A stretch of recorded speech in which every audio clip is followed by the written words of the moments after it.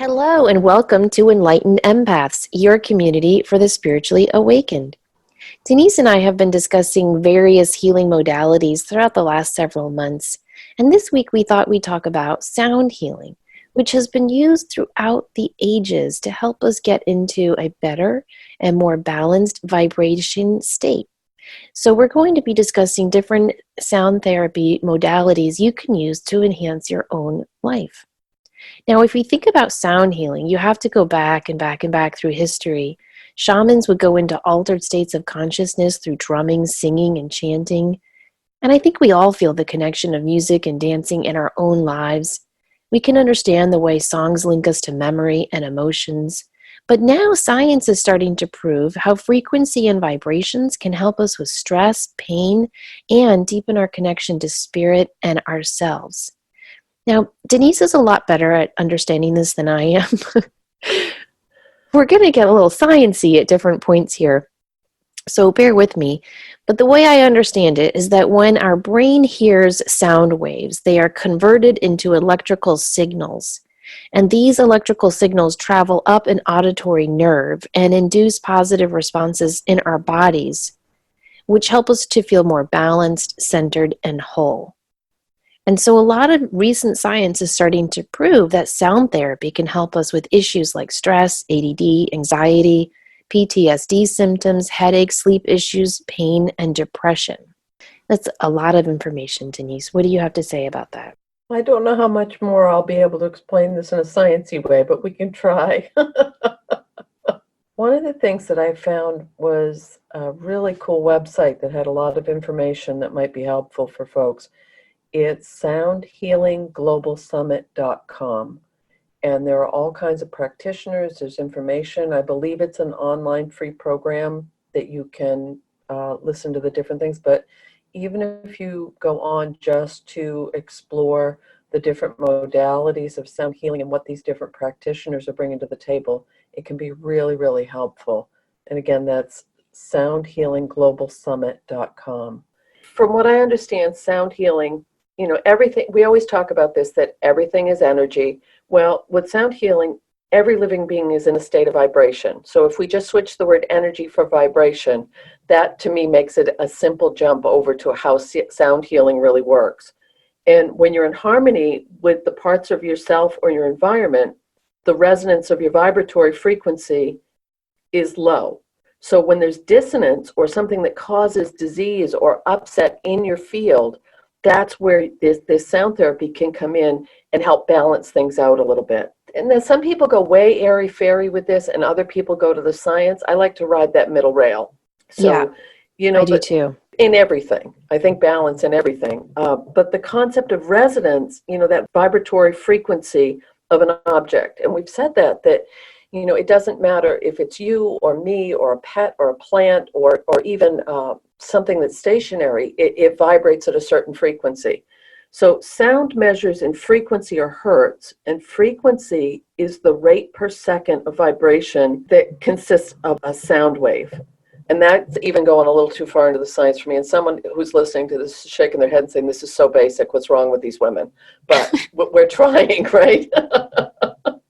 Yes, we're trying to understand how this ancient technology actually works. I read a really good article by Sophia Cosma, and she talks about entrainment, and I kept coming across that word when I was doing research for this show. She said that sound helps to accelerate rapid shifts in our brainwave states by using entrainment. Entrainment is when a weaker vibration meets a stronger one and causes it to synchronize and transform itself into the vibratory pattern of the stronger tone. A harmonious sound projected at a person who is in a state of disharmony will eventually bring them into resonance with the harmonious sound.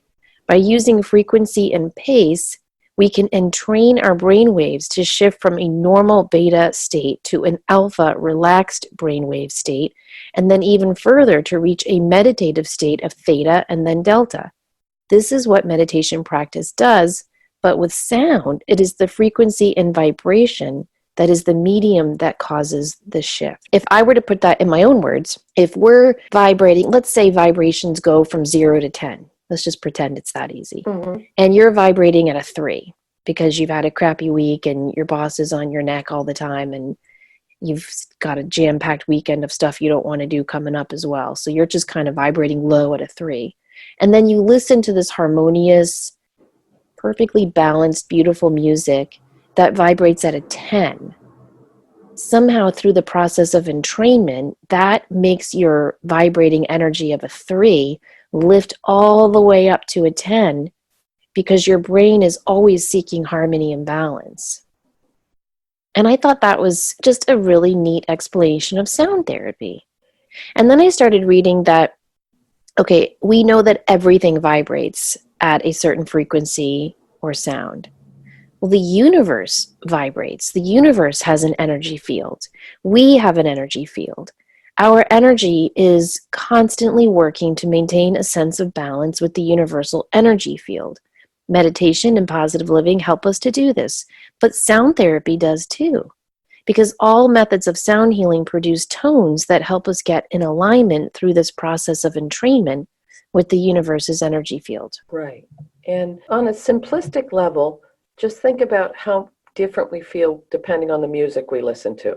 So you're playing something upbeat and fun and you want to dance and your energy goes through the roof. You're feeling a little more melancholy. You put on something softer, quieter. Even at that simplistic level, that's a good example of how, as physical beings, we react so strongly to vibration and tone. And this goes back to Pythagoras, who prescribed music as medicine, asserting that musical intervals are clear expressions of sacred geometry. And his theory is that music is the phenomenon of numbers in time, reflecting the structures of nature, and has the power to restore balance in an organism, which brings it back to that key word about balance. And that seems to be the goal with all of these modalities. They've also done studies that this has been effective in lessening tremors in people with Parkinson's, calming autistic adults, bringing safety and peace to homeless shelter residents. It's very, very useful in mental health facilities and with people with cognitive, Alzheimer's, dementia. So it's something we can all do that doesn't mean you have to go have it done to you. You can do some of these things on your own. It's not just auditory. And I think that that's an important part of this is vibroacoustic therapy uses audible sound vibrations to improve health and reduce stress, but speakers are embedded in recliners, mattresses, special mats to transmute the music and sound vibrations directly to the body. And it's not just auditory, because this could be coming up through your legs. And this an excellent example of the fact that vibration, when we hear the word sound, a lot of times we think it has to be auditory. But this is showing that it's equally about the vibration and not just what we hear with our ears. Right, that's a really good point. Well, if you look at Dr. Emoto's work, Messages in the Water, and if you look at his book, or I think you can YouTube it, he has taken photos of what happens to water when it's exposed to heavy metal or rap or classical music or the Gregorian chants. And you can see how the water vibrates at different patterns. And then I think about how, didn't the CIA use certain types of music to, not terrorize people, but to get people to confess? Yes. Yeah. Yes. I think there's a time and a place for all music, though. I'm not going to give up my, I'm such a weird person when it comes to music, Denise. I love classical music and jazz. But my playlist, I have fun and chill and meditative and workout. I have all these different playlists, and I think there's a time and a place for all music. You know what I mean? So even when I see heavy metal makes water do this, I still like to listen to some of it. I love rap.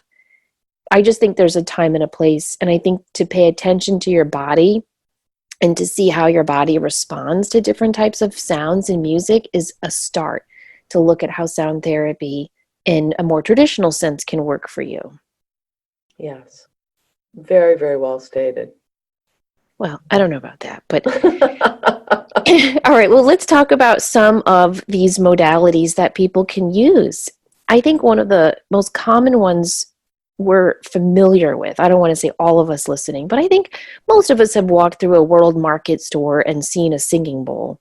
They've been around for over 5,000 years, according to some sources.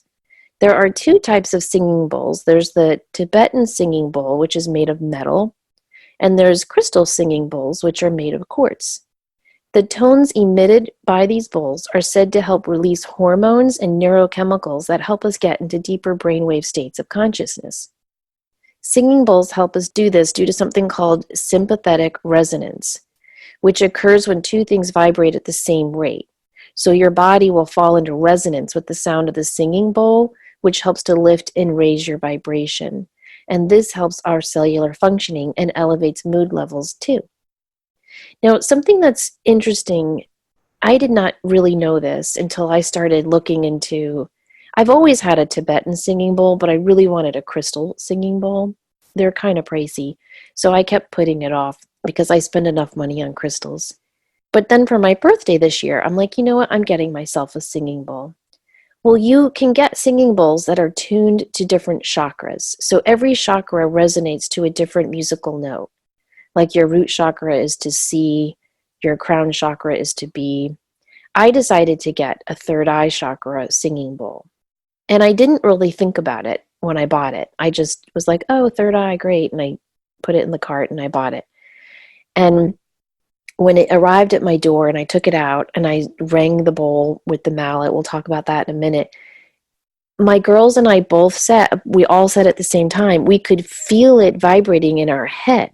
Mm-hmm. So then I got a solar plexus singing bowl because I'm like, there's no way. And when I would ring the solar plexus one, we could all feel it in our stomach. And I don't know, I just thought that was so crazy. It was such proof that this actually works. Sound bathing is what they call it. And some people do it with the singing bowls. They do it with gongs. They do it with the Tibetan singing bowls. There's a lady here in Maine who is incredibly, incredibly gifted at playing the bowls. And she has one for each of your chakras plus the higher chakras. She sits in a semicircle and plays the bowls. And she does an introduction and a group meditation. And I've brought two friends with me on separate occasions, and they both really didn't like it. One woman told me if she'd been able to run out of the room screaming, she would have. She said it was her word, she said it was painful for me to be there. Another lady that I brought on a different occasion said a similar thing, and she said I could listen to some of them, but others felt like it was just too much. I couldn't process it.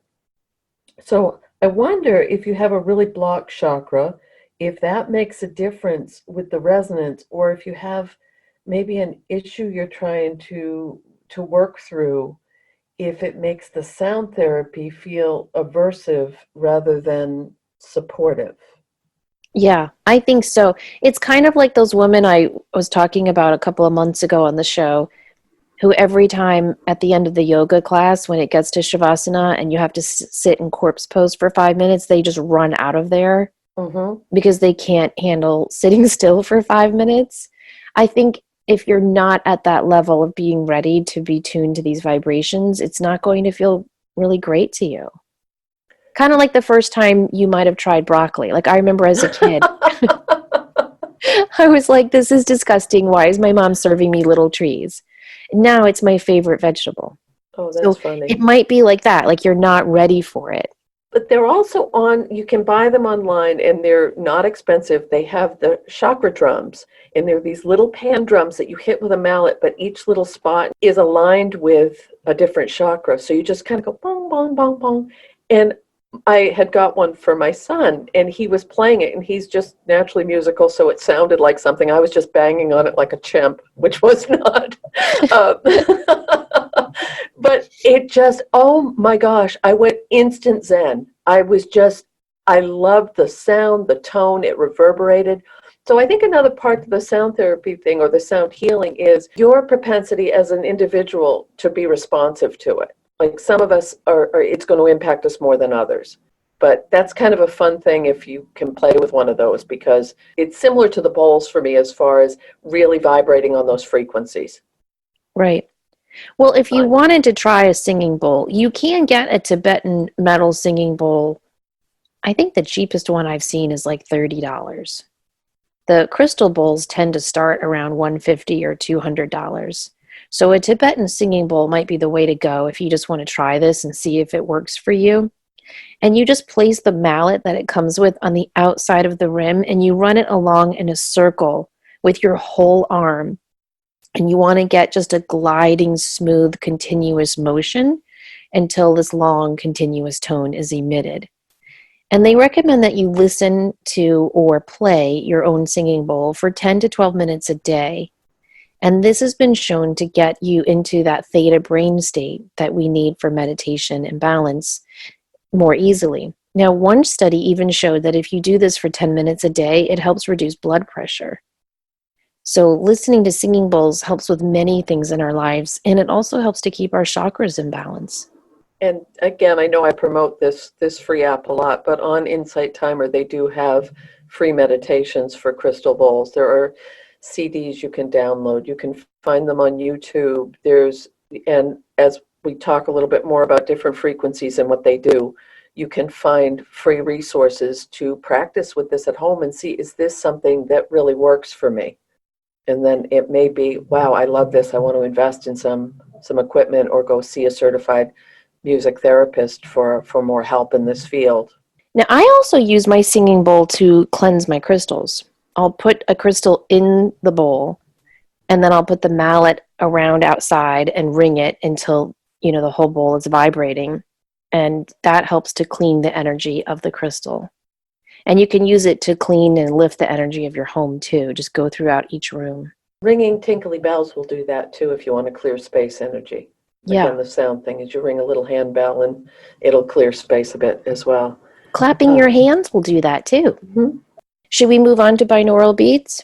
Yes, we should. Okay. So this is something that gained importance, I think, more in the 1970s. And a binaural beat occurs when one tone is played in one ear and a different tone is played in the other ear. So you have to listen to binaural beats with headphones on. Now, when you have one tone playing in your left ear and a different tone playing in your right ear, the two hemispheres of the brain connect and they create a third internal tone called a binaural beat. And this binaural beat synchronizes the left and right sides of your brain. If your left ear, for example, receives a 300 hertz tone and your right ear receives a 280 hertz tone, your brain will process and absorb a 10 hertz tone. You can't audibly hear this new tone, but your brain is still affected by it. Listening to this new low-frequency tone slows down our brainwave activity, which helps us relax and fall asleep more easily. When our brain hears these low-frequency sounds through entrainment, these sounds shift us into deeper brainwave states. It's recommended that you try binaural beats for 15 minutes a day for 1 month to see the full effect. And I just think that's an important reminder. A lot of people think, oh, well, if I just listen to this binaural beat thing, on my headphones one night, I'll have a great night's sleep tonight. Oh, it didn't work. That sucks. Moving on. Mm-hmm. A lot of this stuff, it's not like taking a pill prescribed by your doctor. It's natural, holistic, so it's going to take a little bit longer for you to see the effects. Exactly. And I think that segues beautifully into solfeggio frequencies, which are an ancient six-tone scale thought to be used in sacred music, and it similar to what's used in the Gregorian chants. This origin can be traced back to a medieval hymn by John the Baptist, and it holds that mathematical resonance, which goes back to what we said earlier about Pythagoras, is that there's math behind this. The 6 solfeggio frequencies, they start out with 396 hertz, and it aligns with the do-re-mi scale. And I read some of the notes that you had sent as well, and I think that's fascinating because it just shows that so many of these healing modalities have been progressive over the years, and someone comes along and makes it more simplified for the times, but it still goes back to that original pattern of why people were doing it to begin with.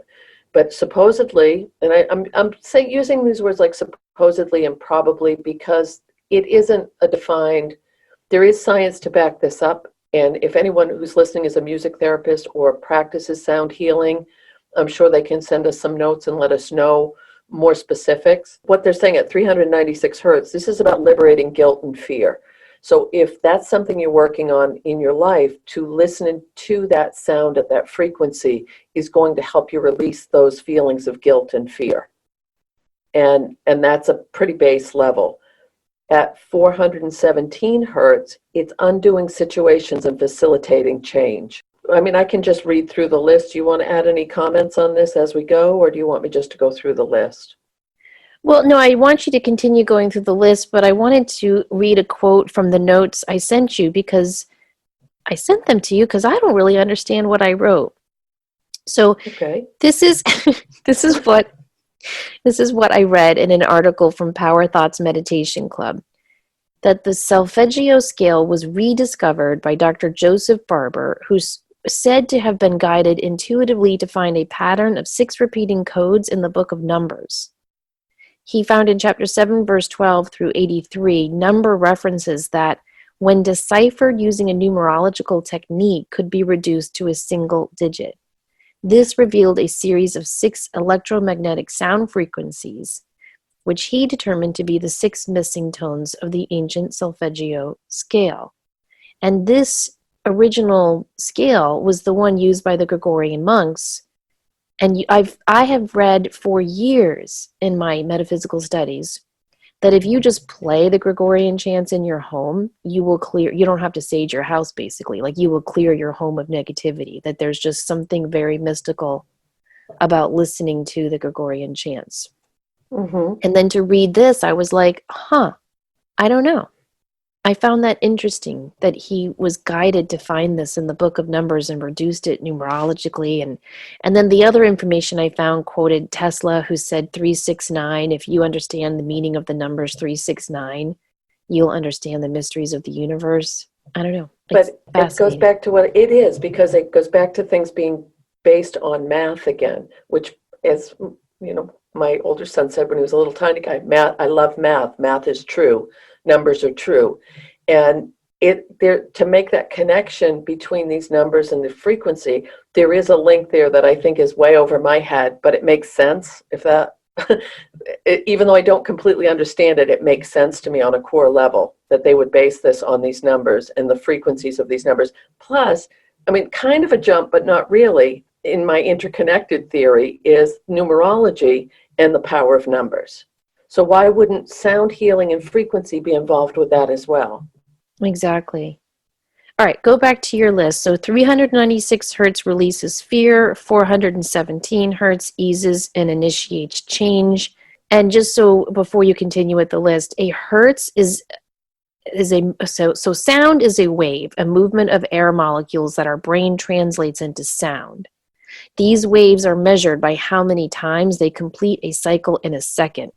So hertz is measured as 1 cycle per second. So when Denise is saying 396 hertz, that's what she's talking about. All right, so go ahead with the solfeggio frequency scale. 528 hertz is transformations and miracles. It's about DNA repair. And that's another whole field that we've talked about doing a show on, is epigenetics, DNA, residual memories that are passed down through generations. So what they're saying is at this hertz, that's the depth you're going, is at 528. At 639, it's connecting in relationships. That seems to be a prevalent theme right now for a lot of people, whether it's with friendships, family of origin, partnerships. My personal opinion, I think we're doing a lot of healing right now that has been carried over from many lifetimes.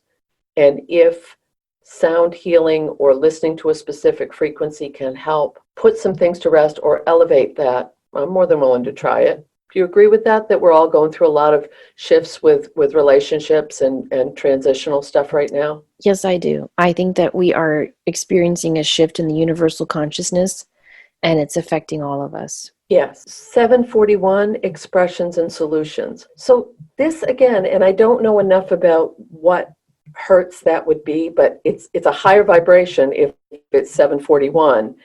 Is that where you're going to jumpstart your creativity? Is that where you're going to find the words you need to say to someone? Is that where you're going to, start to get the clarity on what you want to write? I mean, it fascinates me, and even after the show, I'm going to dive deeper down the rabbit hole with this because I think it's very, very interesting. And then the highest hertz that they list is 852, returning to spiritual order. So even if you look at this, step back and look at these, it's that hierarchy of it's starting out with letting go of guilt and fear, undoing situations and initiating change, transformation and miracles, connecting in relationships, expressions and solutions, and then returning to spiritual order, which is that cyclical pattern we're all trying to follow with all the healing modalities we're using. But we have to get rid of that fear and guilt before we can move on to the next level. Right. Exactly. So how do people use these solfeggio frequencies? You can go on YouTube and listen to them. You can purchase MP3s that have meditations that are recorded to these different frequencies. You can just put them on and play them throughout your home while you're going throughout your day, or you can listen to them while you're doing meditations. We had mentioned guided meditations. Often we'll have this in the background, but if you're listening to someone's voice, and that's another form of sound healing. So a lot of us will listen to guided meditations to the soft music in the background and that voice, and that helps us to strengthen that imagery and to bring in change and reduce stress. It's a very useful way. A lot of us have already used sound healing. Well, you know how I'm fascinated by near-death experience stories? Mm-hmm. If you read a lot of them, like I have, they often mention the sound of the universe, or they'll mention the sound of God. And Dr. Eben Alexander talks a lot about this in his near-death experience. And he's actually working to create more sounds that remind him of what he heard when he was in that dimension. And he talks about these frequencies, and he talks about the binaural beats, and it's kind of like a humming. And so he's creating some MP3s that sound pretty interesting to me, to help us get back into that feeling of kind of like that spiritual homecoming at 852 hertz. Did you read anything on when they were talking about in gestation at 16 weeks, eardrums are formed, and that the sound of a mother's heartbeat in the womb is so loud, but it emits a certain frequency for that baby in utero who is developing, and that it starts, I thought that was interesting as well. So it was also going back to how much sound plays a part during gestation. Remember they had that thing where people were putting headphones on their bellies when they were pregnant? Yes. I And I didn't do remember that, by the way. you could have your heartbeat recorded and put it in a little teddy bear. I don't know if they still Yes. do that, but I will always remember for the rest of my life when Olivia was born. She came out crying a lot. And, the doctors were doing their thing, and all I wanted to do was hold her, but they had to clear her nasal passageways and all of that. And we had already named her the month before, and she was still in my belly. So she's crying, and I said, Olivia, don't worry, mommy's here. I'll hold you soon. And as soon as I said, Olivia, she stopped crying. Oh, that gives me willies. I know, and I just fell so in love with that. I was already in love with her, but it was just that moment of, oh my God, she knows me. It was so neat. So anyway, okay, so you can listen to all of those things. What I love about so much of this sound therapy for lazy people like me, it's easy. Mm-hmm. Like I was just talking to a friend. I had lunch with a friend yesterday, and she's been dealing with some migraines. And I just went to the library over the weekend, and I got an old book. It was published in like 1975. It's called The Relaxation Response. Really, really great read. You can flip through it in like 3 hours. It was written by a Harvard MD who was reading about the Beatles getting into transcendental meditation.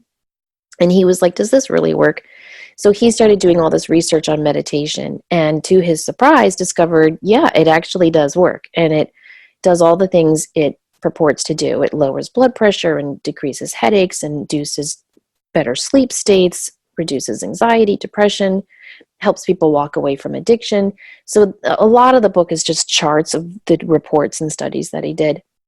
But anyway, I'm telling my friend about this, and she's like, well, how do you do the relaxation response? And I said, it's really kind of easy.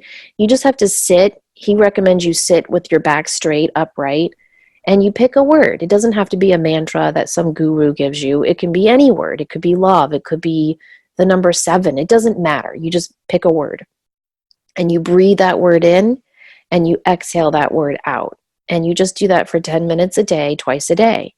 And she goes, that's a lot. I got to sit and focus on a word for 10 minutes in the morning and then find 10 minutes. And I'm like, yeah, but it really is nice and it helps. And she's like, yeah, I'll think about it. And I thought, I think for some busy people, finding 20 minutes a day to sit in silence, that is hard. Don't you think so? Mm-hmm. Those Yes. busy seasons of your life. But having this gentle healing music playing in the background, I don't think that's hard. No, because you don't have to just be sitting in saying Om. You can be doing other things while you're listening to this.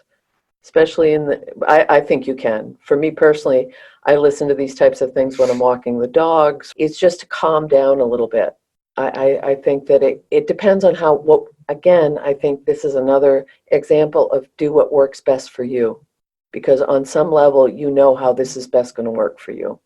Well, here's what I would like to ask listeners. What is the soundtrack of your life?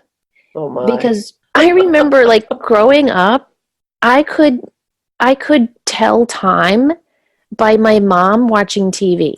Mm-hmm. My mom watched so much TV. 4 o'clock was Oprah, 5 o'clock was Current Affair, 6 o'clock was the news, 7 o'clock was Entertainment Tonight, 8 o'clock was the Lifetime movie, 10 o'clock was her crime shows. That was the soundtrack of my life growing up in childhood, was the TV. And I'm not saying I'm like some freaking Martha Stewart amazing mom, but I don't foster a lot of TV watching with my kids. On the weekends, yeah, you're free. Do what you want, but during the week, like when we come home from school and we eat snack and go outside, and then after dinner, I will play this soft music and we'll just do homework or read or talk. Mm-hmm. And I'm just, kind of proud that TV won't be the soundtrack of their childhood. That's a very good way to put it. And it makes me think about soundtracks, and I think it varied depending on what was going on in my family of origin or in my own life as a young adult and as an older adult. Because it's, you'll get certain, for me, music has always been a part of my life. My father played guitar. I recently started to listen to music I hadn't listened to in quite a few years, and you put it on and it instantly brings you back to that time and place. Yeah, it's And like a it time helps. machine. Exactly. And I think that can be incredibly healing because my own personal thing as an intuitive, I think I'm being drawn to that music to heal a part of something from that time frame that was left unfinished. So I'm going back and revisiting, and it's fun. And have fun with it. That's the thing. Music is about raising your vibration. And if you talk to people that play music, they can't not play music because they're doing, I believe this in my soul, they're doing their own form of healing when they play. And a true musician that can change the energy of a room with how they play, they're doing this naturally and organically. They are, in my heart, they're doing sound therapy. I agree. When I was doing research, they have actually looked at musicians' brains, and you can tell a musician by different areas of their brain. I think that's really fascinating. Now, I first read about, just jumping back to binaural beats real quick, I first read about binaural beats when I was looking into Robert Monroe's work, who did all the astral travel studies and created the Monroe Institute and wrote Journeys Out of the Body. And I think he was one of the men behind the whole binaural beat movement in the 70s, if I'm not mistaken. And so I think you can also use sound healing not only to bring your body into vibration and your mood levels up, but also to help you with inner journeying, to connect with your spirit, your guides, your angels, and the other side. And I think that goes back to the shamans that we mentioned at the beginning of the show. I know you have a lot more experience with that than I do. Could you talk a little bit about how sound helps with shamanism? I learned to journey with a drum beat. So, and from what I've experienced and from what I've learned and heard from people who were instructing these, that they mimic the heartbeat with the pace of the drum beat. So it puts put you into almost an instant meditative state. And other people have said that that drum beat is resonant with the heartbeat of the earth. And that's why we're able to go into that state so easily, is because it's bringing us in closer resonance with the earth energy. For Oh, that me, makes sense. yeah, and for me, that type of energy work, of journeying, is very different than some of the other things because of the connection to the earth, the connection to how old it is. And I've said this a lot, for some people it truly resonates and for some it doesn't. So it's something to explore though, but learning to journey, I think, is a very, very useful tool. Now, another type of sound therapy people can try are tuning forks. And these can be used on meridian points or over the chakras to help get the body's energy system back into balance. I've worked with tuning forks. I find them fascinating.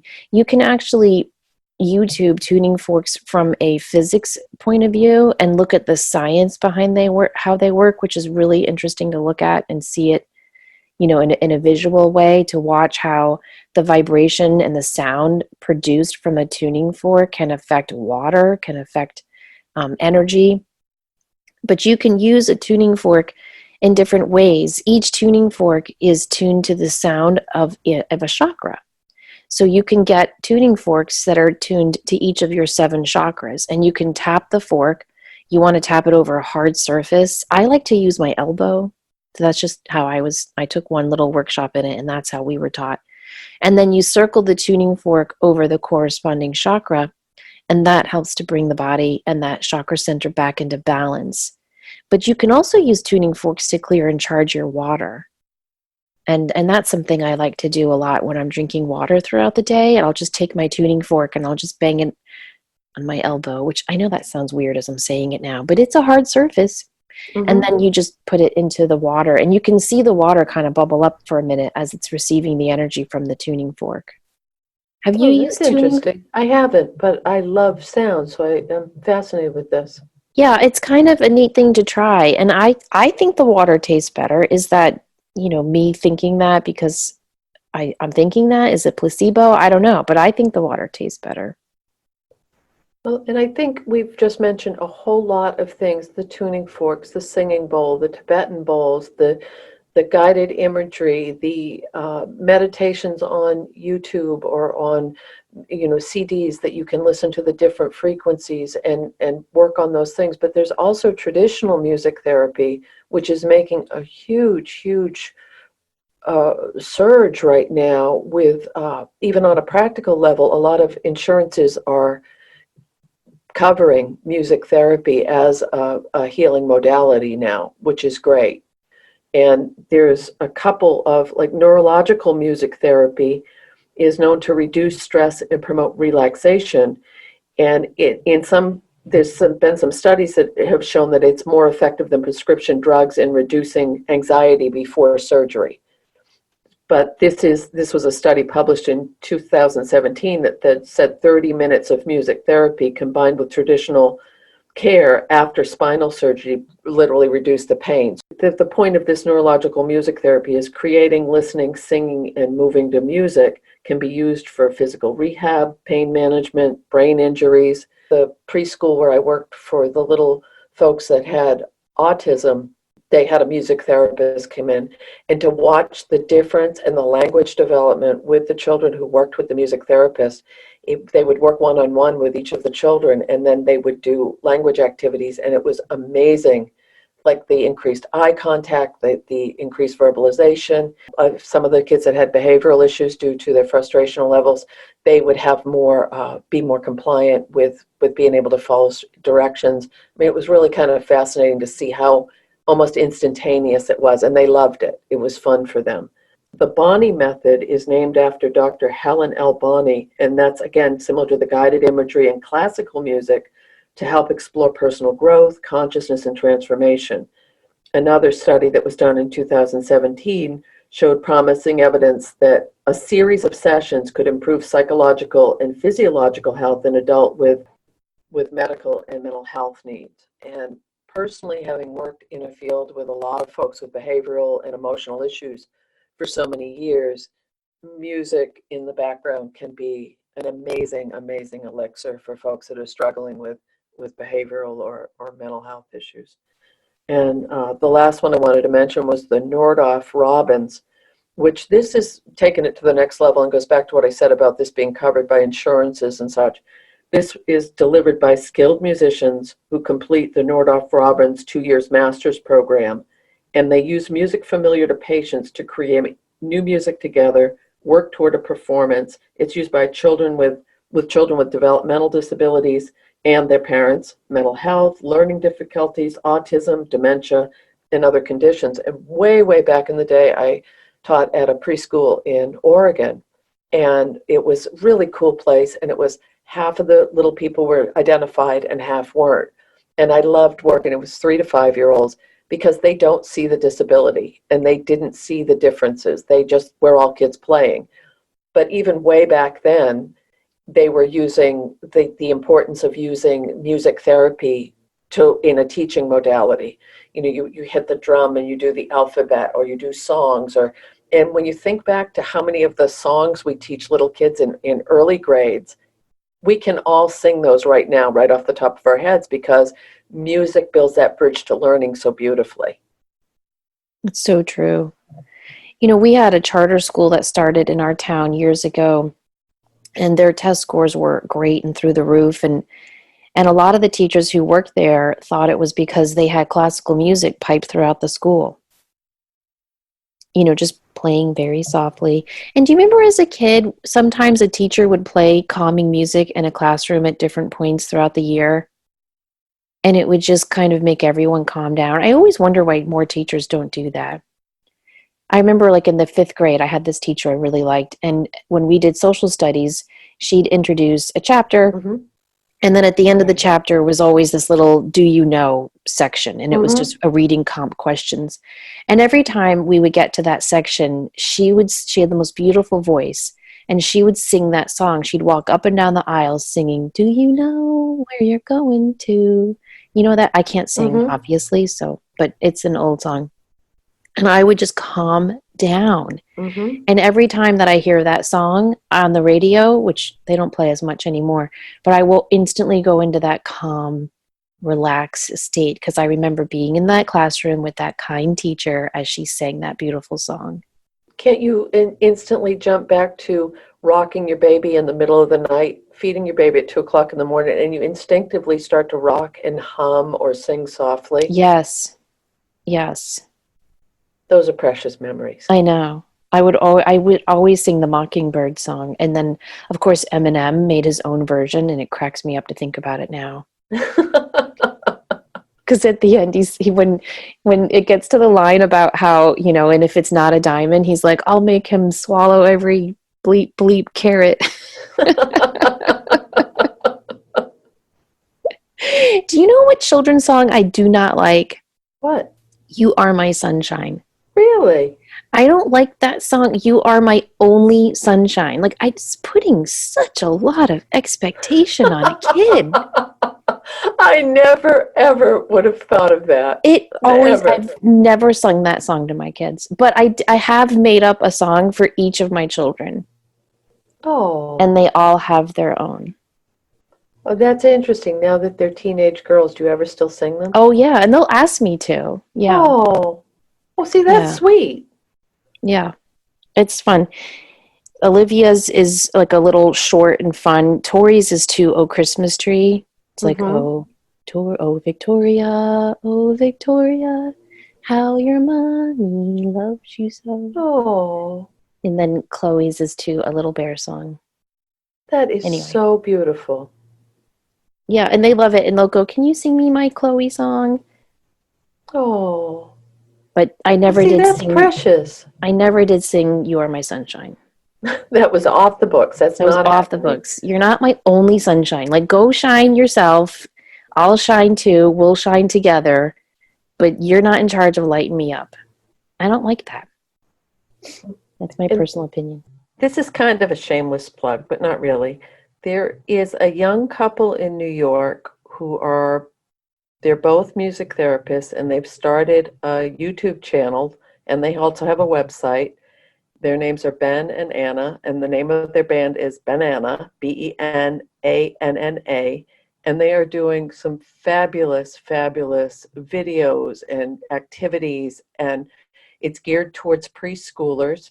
It's very fun, it's very upbeat, it's all about raising the vibration, but also as a teaching tool. It's a wonderful thing to check out if you have small children at home, if you work with small children, but it also really showcases how much you can do with music to help little kids learn and to literally just to enjoy life more. Really worth checking out. So we just invite everyone to look into this a little bit more deeply in their own life, but also just go throughout this week and think about that question. What is the soundtrack of your life? Is it constant noise from a television? Is it constant noise from your inner self-talk? Is it constant chaos from a phone ringing or beeping or text coming in or loud music blaring or people pulling on you? How much silence is your life? Because let's not discount that silence has its own sound. And silence is very healing and therapeutic for me. How much silence is in your life? How much healing, harmonious music is in your life? And just consider, at least try falling asleep a couple of nights a week this month to binaural beats or Tibetan singing bowls playing over your speakers. Just give it a try and see if you feel better in the morning. See if it deepens your meditative state. And then you can try to look into some of these other modalities like the tuning forks or the singing bowls. It does work, and I think as empaths, some of us are highly, highly sensitive to noise or need to have white noise in the background to sleep, or if you find that as a highly sensitive person and an empath that you are super sensitive to sounds or noises or needing that time of complete silence, this may really be some modalities you want to check into. And if you are a sound therapist or a music therapist, feel free to email us and let us know what we got right or wrong. Mm-hmm. Just do so gently because we are sensitive empaths and we're trying. But we would love to hear from you. Don't forget that we have our Community Connection show coming up in October. So if you have a question or a story you'd like to share with us, you can email us enlightenedempaths@gmail.com, or you can message us at Facebook. We are there under Enlightened Empaths. Well, we hope this has been helpful for you, everybody. Thank you so much for tuning in and listening. Don't forget, as always, to show up, do great work, and share your light. Take care.